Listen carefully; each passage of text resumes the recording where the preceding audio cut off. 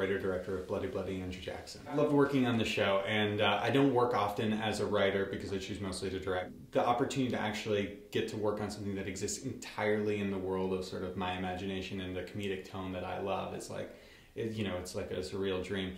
And obviously to get to do it at the public is like, it's sort of thrilling that I'm not having to do it in my own apartment.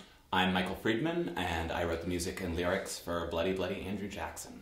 Kind of just interested in the politics of pop music. I think with Jackson I'm still keeping exploring sort of how is pop music political and how are politics like pop music and how is all of that part of our culture. Being like a political like rock musical in Newman Theater, there's like such history to that, so already that's such an exciting opportunity. Of course the Newman's like such a bigger scale, so it meant really incorporating the audience in a really aggressive way, which means we've covered all the walls in red curtains with portraits of dead white guys with weird light objects, and we have fluorescent tubes overhead and like 30 chandeliers.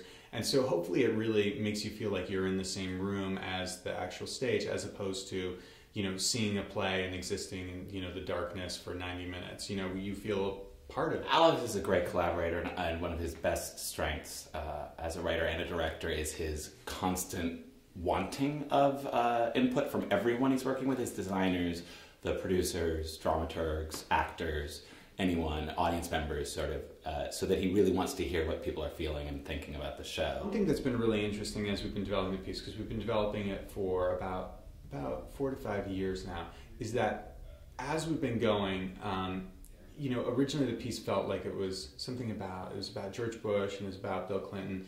And then when we were doing it in LA in January 2008, it started to feel like it was actually a piece about Mike Huckabee and John Edwards. And then now it feels like it's a show about Obama. It's a lot of fun to imagine America at that time.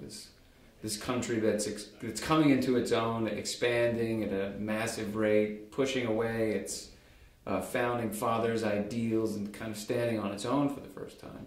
And that's exciting.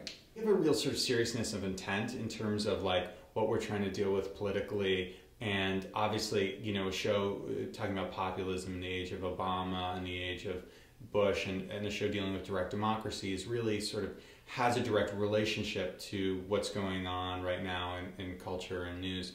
And so the process has not only been about continuing to shape the show, but also respond to sort of what's been going on in the larger world and keep it feeling like it has a direct relationship to that. I'll say this, you can't help but acknowledge the parallels between whoever's in office and Andrew Jackson, whether it be the mistakes that he made or the fervor with which he was supported. It definitely gives you a perspective on what's going on in America today. So we'll ruin the bank and we'll cripple the courts and we'll take on the world for America's sake, and we'll take back the land and we'll take back the country. We'll take and we'll take and we'll take and we'll take, and this country I'm making cannot be divided. The will of the people won't stand in my way. How can I tell you how deeply I'll make them all believe?